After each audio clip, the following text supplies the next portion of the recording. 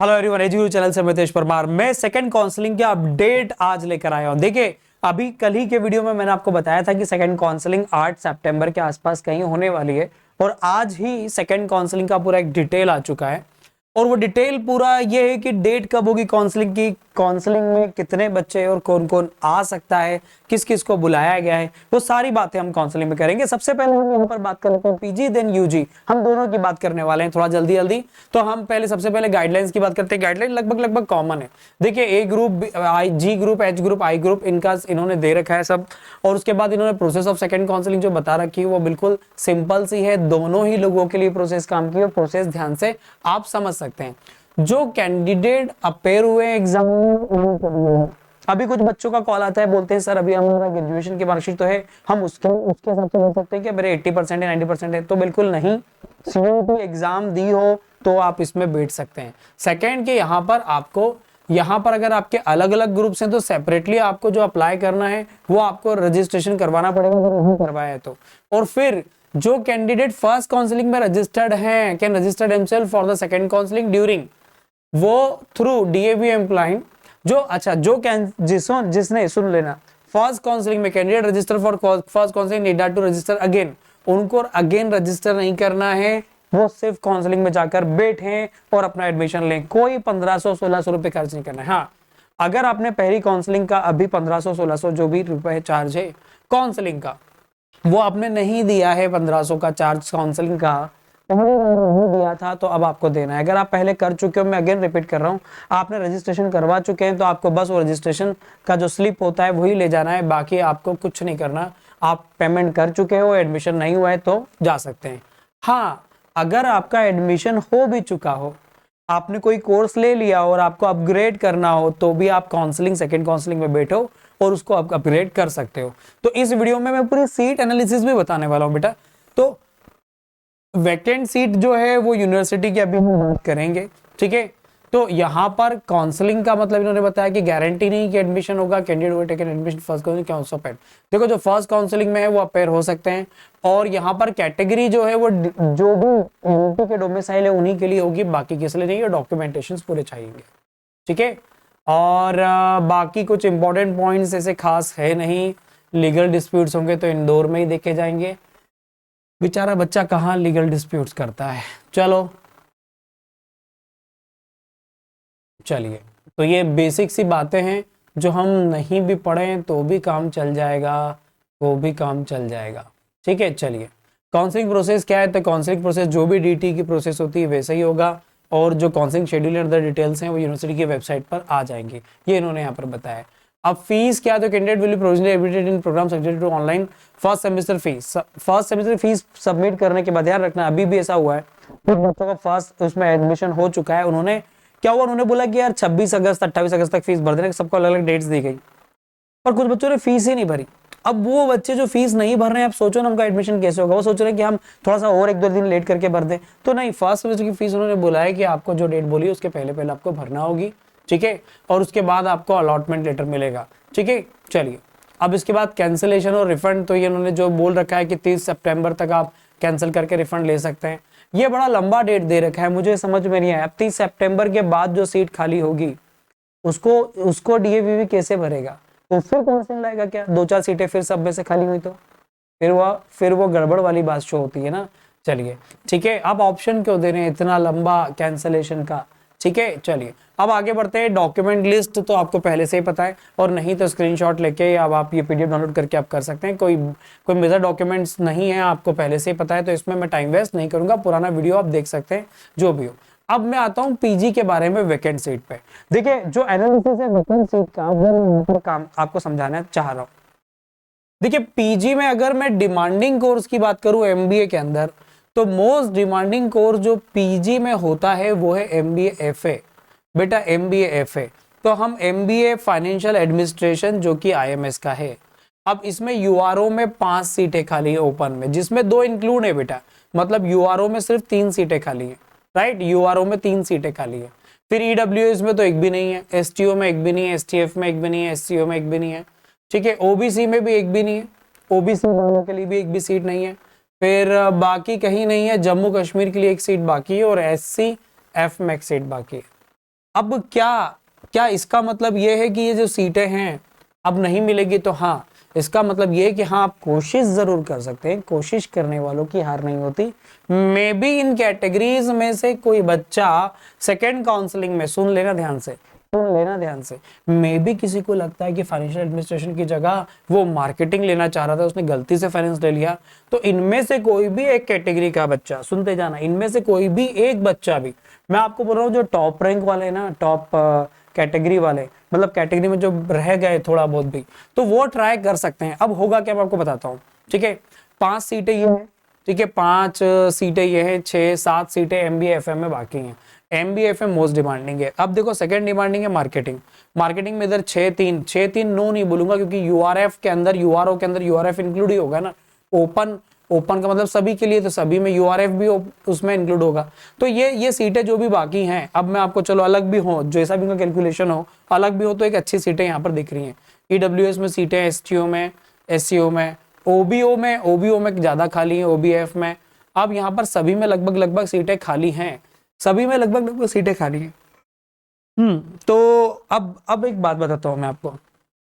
अब कोई सोच रहा है कि यार किसी बच्चे ने क्या हुआ, टूरिज्म ले लिया है, टूरिज्म में वैसे तो ज्यादा खाली, किसी बच्चे ने ले लिया है एपीआर ले लिया है, किसी ने बिजनेस इकोनॉमिक्स ले लिया। अब ये लोग पता है ये भी अपग्रेड करेंगे। इनमें से कुछ बच्चे काउंसलिंग में जाएंगे, इनमें से कुछ बच्चे मतलब किन के, जैसे financial services, foreign trade, international business या ह्यूमन रिसोर्स, इन सबके बच्चे भी काउंसलिंग में जाएंगे। और जो काउंसलिंग में नहीं बैठे वो भी, जिनको नहीं मिला वो भी जाए।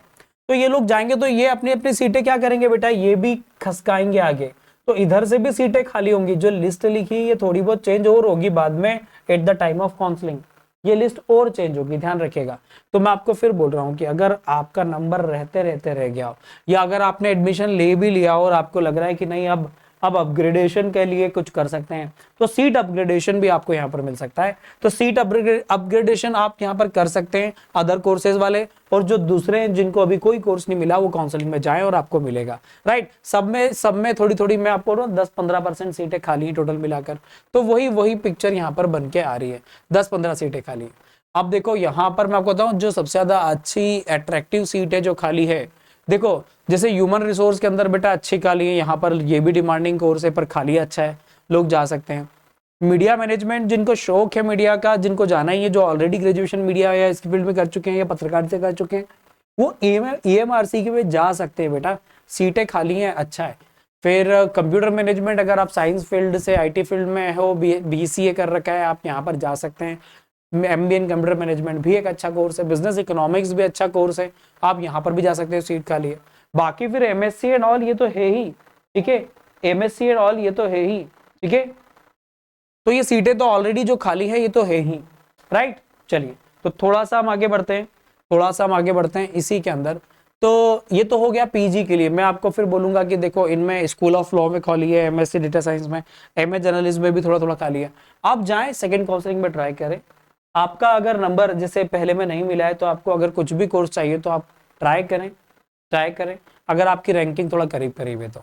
अब यहाँ पर तो देखो ये डिटेल आ गई, ठीक है, ये सीटों का पूरा आ गया। नंबर ऑफ सीट्स में very at the time of counselling, देखो ये क्लियर लिखा है। वो वेरी क्यों होगी, मैं आपको बता रहा हूँ ना कि ये लोग भी आगे पीछे खसकेंगे। मान लो फॉरेन ट्रेड वाला जो थोड़ा सा खसकेगा तो वो एचआर में जाएगा, क्योंकि उस समय तक खाली नहीं थी ना, उस समय भर गई थी जब वो गया था। तो फिर 10 बच्चों ने फीस नहीं भरी, इधर 10 बच्चों ने फीस नहीं भरी, तो वो 10 बच्चों की जो सीट खाली रही वो फिर अपग्रेड होगी, फिर वो फॉरेन ट्रेड वाली खाली हो जाएगी 10 बच्चों वाली। तो ऐसे ही ये बच्चे जो है ना आपस में भी इंटरचेंज करते रहेंगे। तो आपको बोल रहा हूँ कि आपका अगर कुछ और भी ले लिया है तो आप इसको सीट को अपग्रेड कर लें, राइट। चलो अब एक और बात पे आते हैं। यहाँ पर अभी इन्होंने यूजी की, चलो अब मैं थोड़ा सा यूजी के बारे में बता दूं फटाफट। देखो यूजी वालों सारे रूल्स वही हैं जो काउंसलिंग में होते हैं कि भाई आपको पहले अगर एडमिशन ले लिया तो आपको नहीं करवाना है। हाँ, अगर आपने अभी तक ये 3 दिन ही है बेटा, 1 से लेकर 3 तारीख, मतलब 1 से लेकर 3 तारीख मतलब आज, कल और परसों, ठीक है। 1 2 3 आप 1 2 3 तक में करवा लो, 1 2 3 में ही करवा लो। फिर जिन्होंने पहले एडमिशन ले लिया है, फर्स्ट काउंसलिंग में बैठे थे या नहीं भी बैठे थे, 1500 पे कर दिए तो वो काउंसलिंग में जा सकते हैं, ठीक है। मेरिट लिस्ट जो होगी, ठीक है, will be guaranteed for the. अब देखो एक और बात है, आप काउंसलिंग में जाओगे, ठीक है, आपको ये अभी वो तो मेरे ख्याल से सबको बुला लेंगे। अब सेकंड काउंसलिंग में जितने भी रजिस्ट्रेशन है आप सबको बुला लेंगे। आई थिंक कोई क्राइटेरिया आप नहीं रखेंगे, राइट। तो इन्होंने काउंसलिंग की डेट जो है वो बता दी है, ठीक है, चलिए आगे बढ़ते हैं। तो अब ये सारी चीजें हैं, काउंसलिंग 8 से 10 में पूरी हो जाएगी, और बाकी सारी प्रोसेस तो बिल्कुल उन्होंने वही बोल रखी है। ठीक है, चलो तो ये था, डॉक्यूमेंटेशन जो है वो पूरे सेम है जो पिछली बार के थे, तो आप ये सारी चीजें देख लें। अब मैं थोड़ा सा यूजी की सीट एनालिसिस पे बात कर लूं, तो यूजी में मोस्ट डिमांडिंग कोर्स कौन सा है बेटा, चलो मैं आपको ये बता दूं, उसी से हम आगे बढ़ेंगे। तो यूजी में मोस्ट डिमांडिंग कोर्स है, एक तो बीकॉम ऑनर्स भी डिमांडिंग है, और एमबीए मैनेजमेंट साइंस। देखो एमबीए मैनेजमेंट साइंस की सीटें तो बहुत ना के बराबर खाली दिख रही, ठीक से देख लो आप, बहुत ना के बराबर खाली दिख रही है। ठीक है, 3 ही है यूआरओ में, बाकी एसटी में 1 है, एससीओ में 1 है, बाकी जम्मू कश्मीर तो लगभग सबकी एक सीटें खाली है। जम्मू कश्मीर वाले बच्चे आ ही नहीं रहे इंदौर पढ़ने। ठीक है, चलिए कोई बात नहीं। अब देखो यहाँ पर अगर हम बात करें, तो यहाँ पर हम बात करें तो जरा ध्यान से समझें।